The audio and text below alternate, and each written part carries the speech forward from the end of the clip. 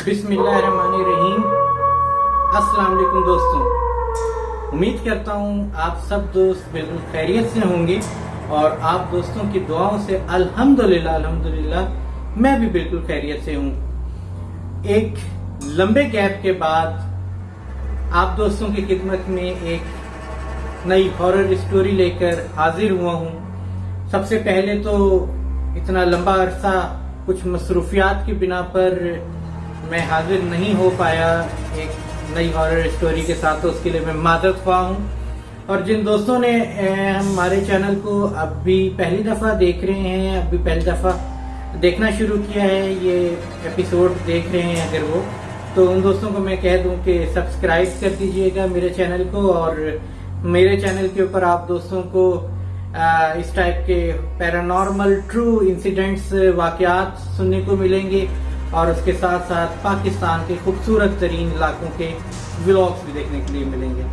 तो दोस्तों बस इंशाल्लाह ताला अब मैं वादा करता हूँ आप दोस्तों से कि एक दफ़ा दोबारा अपनी रूटीन में वापस आएंगे और हॉरर स्टोरीज भी, जिस तरीके से हर वेडनेसडे को मैंने आप दोस्तों से ये वादा किया था कि हर वेडनेसडे को हॉरर स्टोरी की एपिसोड आया करेगी, इसी तरीके से हर वेडनेसडे को इंशाल्लाह हॉरर स्टोरीज आया करेंगी और व्लॉग्स भी इंशाल्लाह ताला वीकेंड के ऊपर आप दोस्तों की खिदमत में हाजिर हुआ करेंगे। दोस्तों आज का जो वाकया है, आज का मेरा पर्सनल वाकया नहीं है और आज आप ही लोगों में से, जी आप ही दोस्तों में से किसी एक दोस्त ने, एक भाई ने अपना वाकया हमारे साथ शेयर किया है।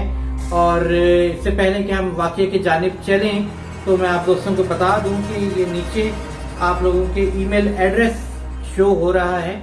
इस ईमेल एड्रेस के ऊपर आप भी अपना लाइफ का या अपने किसी जानने वाले की लाइफ का ट्रू हॉरर इंसिडेंट हमें भेज सकते हैं। हम आप लोगों का वाकया भी इसी तरीके से शेयर करेंगे जैसे हम अभी इन भाई का शेयर करने लगे हैं। मैं नाम नहीं लूंगा अपने इन भाई का, क्योंकि इन्होंने अपनी ईमेल के अंदर अपना नाम डिस्क्लोज ना करने की रिक्वेस्ट की है। तो डेफिनेटली आपकी प्राइवेसी हमारी फर्स्ट प्रायोरिटी है, हम आपका नाम बिल्कुल डिस्क्लोज नहीं करेंगे। तो दोस्तों काफी बातें कर ली, अब चलते हैं आज के ट्रू पैरानॉर्मल स्टोरी की जाने।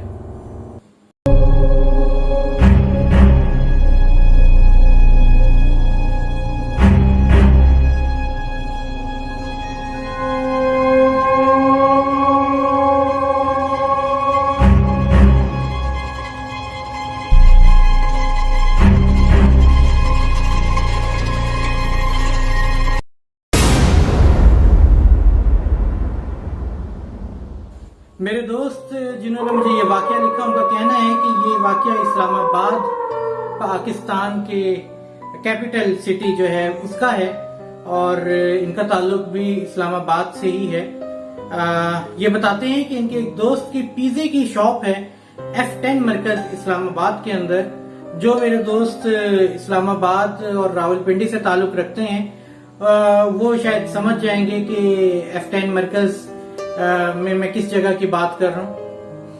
अच्छा, तो वो ये बताते हैं कि इनके दोस्त का ये जो पिज़्ज़े की शॉप थी ये अक्सर रात को 1 बजे तक ओपन रहती थी और ये भी अपने दोस्त के पास जाकर बैठ जाया करते थे अक्सर व बेशतर।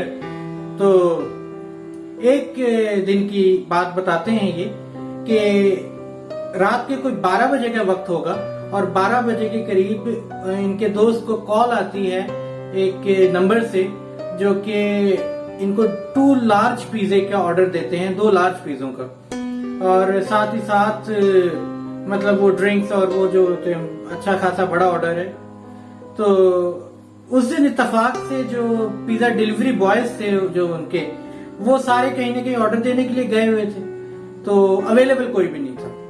तो पहले तो उनके दोस्त ने जो है जिनकी पिज़्ज़े की शॉप थी उन्होंने मना कर दिया उस ऑर्डर को कि देखें जी हम क्लोज होने वाले हैं तो वी कांट। लेकिन फिर अगली जानिब से ये थोड़ा सा बुरा मनाया गया इस चीज को, इस जेस्चर को, और कहा गया कि भाई अभी तो 12 बजे हैं, आप लोग तो 1 बजे तक क्लोज होते हैं, तो अभी तो 1 घंटा पड़ा है, तो आप लोग ऑर्डर को कैसे मना कर सकते हैं। तो बहरहाल ऑर्डर भी बड़ा था तो उनके दोस्त ने एक्सेप्ट कर लिया ऑर्डर, और उसके बाद ऑर्डर भी कोई आधे घंटे के अंदर अंदर प्रिपेयर हो गया, नॉर्मली हो जाते होते हैं।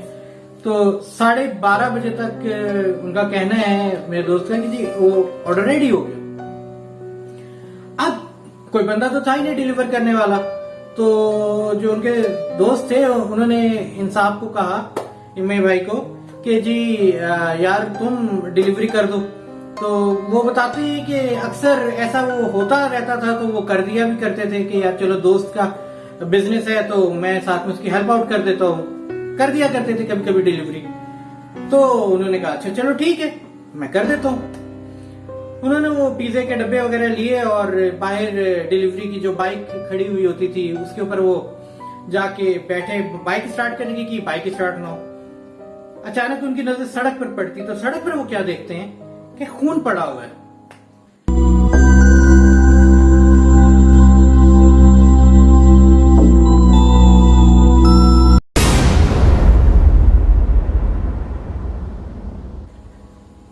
बेसिकली वो खून नहीं था, उनको लगा ऐसा कि वो खून है।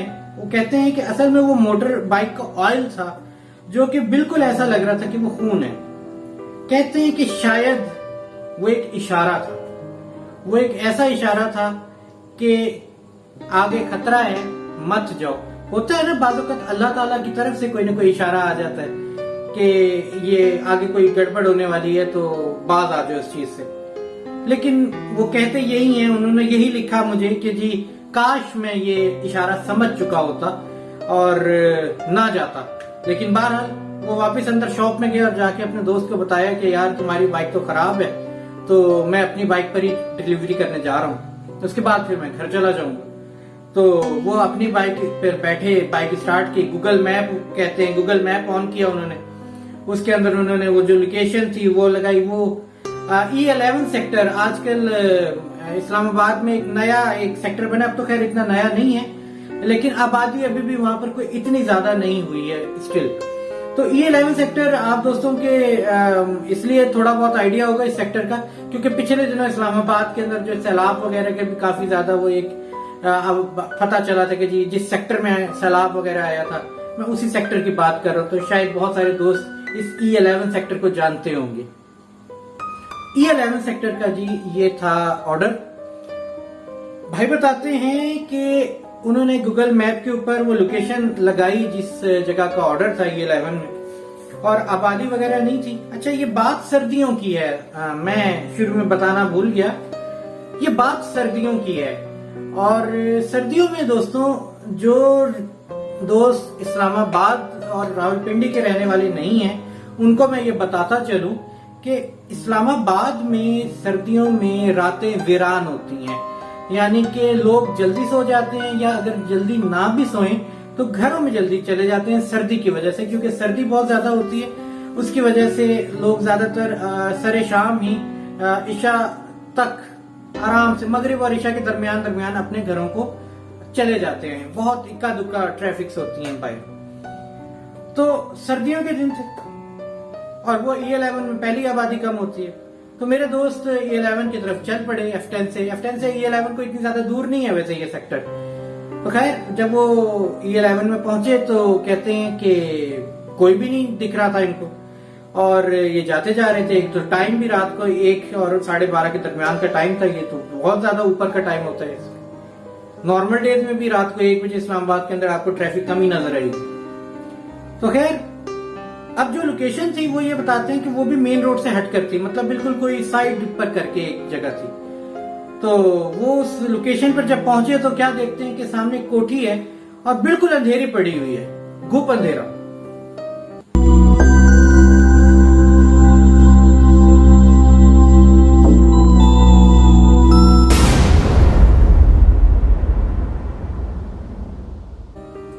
इन्होंने कहा अच्छा यार पता नहीं क्या है। अब वो उतर के जनाब कैजुअल अंदाज में जाते हुए इन्होंने बेल शेल ढूंढी, डोरबेल ना मिले इनको कि बेल कर देंगे। जब बेल ना मिली तो देर भी हो रही थी, तो इन्होंने दरवाजा बजाना शुरू कर दिया। अब दरवाजा बजा रहे हैं, किसी ने दरवाजा नहीं खोला, कोई अंदर से कोई खामोशी, कोई भी नहीं। उसके बाद कहते हैं कि मैं थोड़ा सा भाई इरिटेट हो गया कि एक तो सर्दी हो रही है, रात का इतना टाइम हो रहा है, मैंने घर भी वापस जाना है, आगे से बंदा दरवाजा नहीं खोलता। इन्होंने जोर जोर से दरवाजा बजाना शुरू कर दिया। अब जब इन्होंने जोर से उसे दरवाजा बजाना शुरू किया तो फर्स्ट फ्लोर पे उस जो कोठी थी जो भी, उसका जो फर्स्ट फ्लोर था उसके ऊपर एक बल्ब रोशन हुआ। बल्ब रोशन हुआ तो इनके थोड़ा सा इनको सुकून मिला कि शुक्र है यार कोई तो है। तो कहते लेकिन बल्ब ऑन हुआ लेकिन कोई आया नहीं। बड़ा गुस्सा आया मुझे, कहते यार ये कैसे अजीब लोग हैं, जो ऑर्डर तो इतने ज्यादा उससे कर रहे थे तो अब आता कोई नहीं। कहते हैं मैंने दोबारा जोर जोर से दरवाजा बजाना शुरू कर दिया। कहते हैं थोड़ी देर में हुआ ये कि अचानक दरवाजा खुल गया। वो जो गेट था वो दरवाजा खुलने की आवाज आई और दरवाजा एक चुर की आवाज से, वो एक होती है आवाज से ना, जो दरवाजा गेट थोड़ा खुल गया, पता चला कि कुछ खुला है। अब ये बाहर इंतजार करने लगे कि कोई साहब है जिन्होंने खोला है वो बाहर आके ऑर्डर ले ले। कोई नहीं आया। इन्होंने दरवाजे के अंदर से ऐसे ही झांका अंदर, तो अब अंदर अंधेरा था, कुछ नजर नहीं आया इनको। कहते हैं यार कौन था जिसने दरवाजा भी खोला लेकिन कोई बाहर ही नहीं आता है। कहते अच्छा अब ये ज्यादा देर बाहर खड़े नहीं रह सक रहे थे, थोड़े से एक होता है एक बंदा बहुत ज्यादा इरिटेट हो जाता है जिस वक्त, तो वो फिर इन्होंने वो जनाब पिज्जे के अपने डब्बे शब्बे सारा जो सामान जो लेकर आए थे वो पकड़ा और वो घर के अंदर दाखिल हो गए। अब घर के अंदर दाखिल हुए, घर बिल्कुल अंधेरा था, कुछ भी नजर नहीं आ रहा था, सिर्फ सीढ़ियों का दरवाजा खुला हुआ था, जो सीढ़ियों के ऊपर एक बल्ब की जो रोशनी ऊपर था ना वो रोशनी नीचे आ रही थी। अब ये उस सीढ़ियों की जानिब चलने लगे कि यार चलो यहाँ पर कोई होगा। अच्छा ये भी थोड़े फासले पर ही थे कि इनको अचानक नजर आया कि सीढ़ियों के ऊपर वाली जानिब से दीवार की ओर से दो हाथ जो हैं वो इनको इशारे से ऊपर की तरफ बुला रहे हैं। मर्दाना हाथ से इनका कहना है। खैर क्या करते कि चले गए। ये कहते मैं ऊपर चला गया। कहते मैं ऊपर जाता क्यों? मैं हैरान, ऊपर कोई भी नहीं, कोई बंदा नहीं, कोई इंसान नहीं, ऊपर भी घर अंधेरा पड़ा हुआ है, बस सिर्फ वो एक सीढ़ियों के ऊपर एक बल्ब था वो ही था, उसी की रोशनी हल्की फुल्की जो ऊपर भी फिर रही थी वो थी, बाकी पूरा घर ऊपर का भी अंधेरा पड़ा हुआ था। आप कहते हैं कि मुझे थोड़ा थोड़ा डर भी लगने लगा कि यार ये क्या हो रहा है मेरे साथ, मतलब कौन है, कोई मेरे साथ खेल रहा है, क्या है क्या नहीं है। कहते गुस्सा भी आना शुरू हो गया था मुझे काफी ज्यादा। पहले ही मैं इरिटेट हो रहा था कि यार देर हो रही है मुझे ऊपर से। कहते हैं तो मैंने थोड़ा जज्बात में, थोड़ा गुस्से के अंदर आकर जरा ऊंचे से बोल दिया कि भाई ये कौन हो भाई, जल्दी से अपना ऑर्डर लो और मेरी जान छोड़ो। तो कहते इतने में इनको नजर आया कि उनके सामने एक बेडरूम था जो कि वैसे तो अंधेरा था लेकिन उसका दरवाजा खुला हुआ था और उसके अंदर से उनको नजर आया कि अब बेडरूम के अंदर से वही हाथ जो थे, जो हल्की फुल्की रोशनी जा रही थी उसमें उनको नजर आया कि वो दो हाथ जो थे वो उनको अंदर की तरफ बुला रहे हैं, कमरे के अंदर, बेडरूम के अंदर बुला रहे हैं। कहते हैं कि अब ये जो मंजर था ना सारा, अब दोस्तों वो उनका बताना ऐसा है कि ऐसा लग रहा था कि मैं कोई हॉरर मूवी के अंदर अगर ऐसी चीज देख रहा हूँ ना, तो जैसे मंजर हॉरर मूवीज के अंदर होता है वैसा ही मंजर था, उनको ये फीलिंग आ रही थी। और कहते हैं कि मैं काफी घबरा सा गया था कि यार ये कौन शख्स है। मैंने थोड़ा ऊंची आवाज में उनसे कहा कि देखिए भाई मैं कमरे में नहीं आ रहा, आप जो कोई भी हैं बराए मेहरबानी बाहर खुद आए और आके मुझसे पिज्जा का डब्बा ले लें, अपना ऑर्डर लें और ऑर्डर लेकर मुझे मेरे पैसे दें, मैं वापस जाऊं ताकि। हाँ, यहाँ पर उन्होंने एक और बात भी मुझे कही कि मैं पिज्जे के डब्बे पहले ही बाहर रखकर चला जाता अगर पेमेंट हुई होती तो। ये जो भी शख्स है उसने पेमेंट भी नहीं की थी ऑनलाइन, तो इसलिए इनके लिए डिलीवरी करना भी जरूरी था ताकि पैसे ले सके। कहते हैं कि ये बात मैंने की कि मतलब ऑर्डर लो, मुझे पैसे दो, जान छोड़ो मेरी, मैं जाऊं। कहते हैं 3 से 4 सेकंड गुजरे होंगे इस जुमले को अदा किए।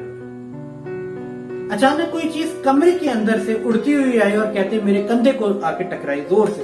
कहते कोई इतनी जोर का टकराया मेरे कंधे को कि मतलब मुझे बाकायदा चोट सी फील हुई और मेरे हाथ से वो जो पिज्जे के डब्बे थे ना वो छूट गए, तो वो नीचे गिर गया।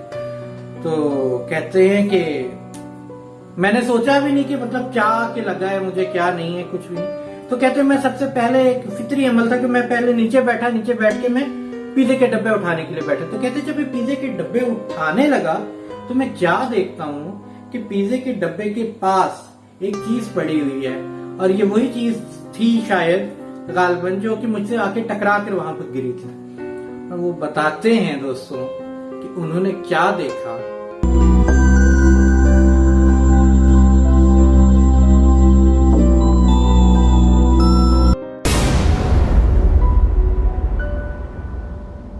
एक हाथ इंसानी उन्होंने कटा हुआ कलाई के पास से, बताते हुए कलाई के पास से कटा हुआ इंसानी हाथ पड़ा हुआ है। भाइयों, उन दोस्त का कहना यह है कि वो देखते गए हैं, कहते हैं कि मेरी तो जान ही निकल गई। कहते हैं मैंने पिज्जे के डब्बे को वहीं छोड़ा और मैं भागा वापस। और कहते हैं मैं तेजी से सीढ़ियां उतरता हुआ जाके अपनी बाइक पे बैठा। बाइक पे बैठ कर मैंने जल्दी से बाइक स्टार्ट की और बाइक स्टार्ट करके मैं वहां से भागा। मैं जल्द से जल्द, उनका कहना यह है कि मैं जल्द से जल्द उस घर से, उस इलाके से दूर हो जाना चाहता था।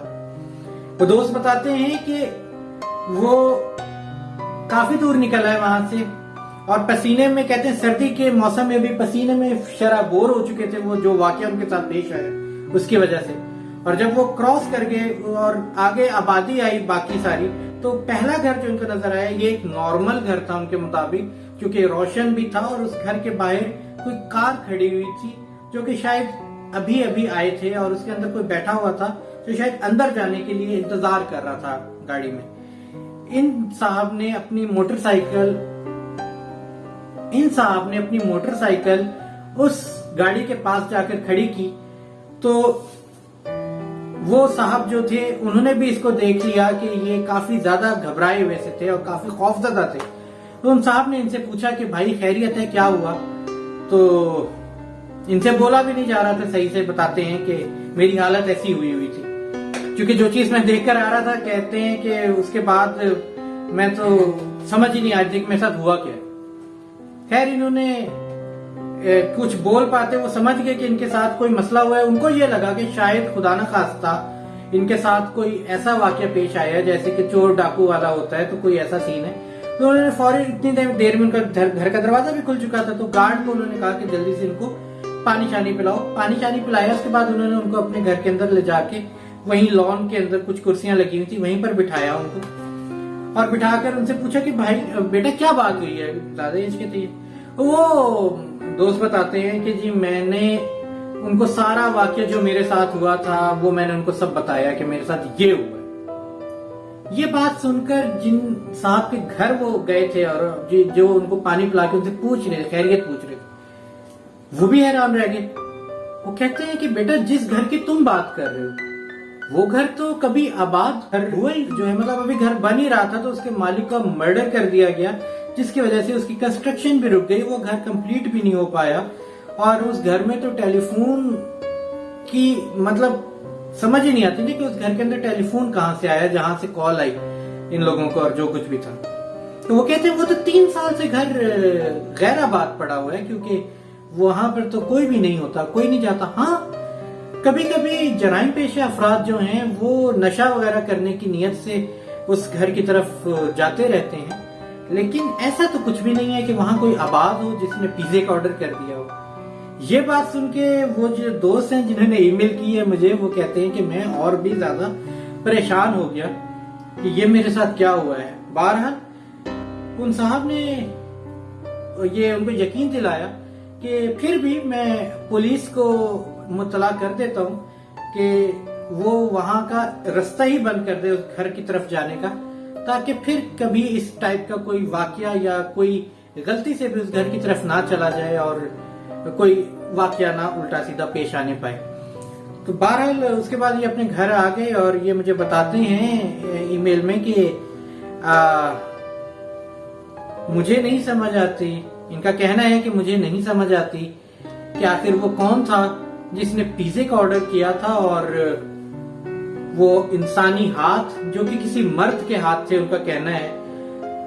और ये भी उन्होंने साथ में लिखा कि अगर मैं उस दिन उसके बुलाने के ऊपर उस कमरे में चला जाता तो न जाने आज मेरे साथ क्या हुआ होता, और आज पता नहीं मैं आपके साथ ये वाकया ईमेल करने के, आपके साथ वाकया शेयर करने के काबिल भी होता, या शायद अब मैं इस दुनिया में ही ना रहता, तो मेरे साथ पता नहीं क्या होता।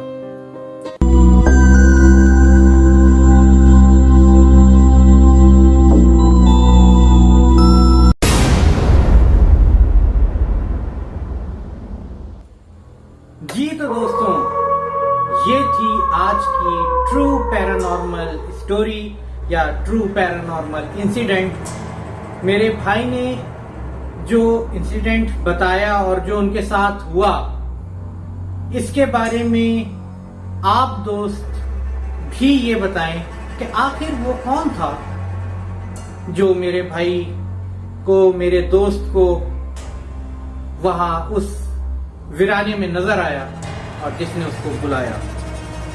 हम भी जानना चाहेंगे, आप लोग भी जानना चाहेंगे, लेकिन हम आपकी मदद से जानना चाहेंगे कि आखिर वो कौन था। आज की वीडियो आप दोस्तों को पसंद आ गई हो तो लाइक कर दीजिएगा, शेयर कर दीजिएगा और साथ ही साथ जिन दोस्तों ने अभी तक मेरे चैनल को अलीफ्लिक्स को सब्सक्राइब नहीं किया है, उन दोस्तों से एक मर्तबा फिर गुजारिश करूंगा कि अलीफ्लिक्स को सब्सक्राइब कर दीजिए और साथ ही साथ बेल बटन को भी टैप कर दीजिए ताकि फ्यूचर की हॉरर वीडियोस, हॉरर स्टोरीज की वीडियोस प्लस व्लॉग्स जिसमें पाकिस्तान का एक खूबसूरत चेहरा दिखाया जाता है, वो तमाम वीडियोस आप दोस्तों तक पहुंच सके और आप दोस्त भी वो देख सकें। मुझे अली अहमद को इजाजत दीजिए। इंशाल्लाह ताला नेक्स्ट टाइम किसी नई हॉरर स्टोरी या किसी नए व्लॉग के साथ आप दोस्तों की खिदमत में हाजिर हूंगा। तब तक के लिए अपना बहुत ज्यादा ख्याल रखिएगा। अल्लाह हाफिज।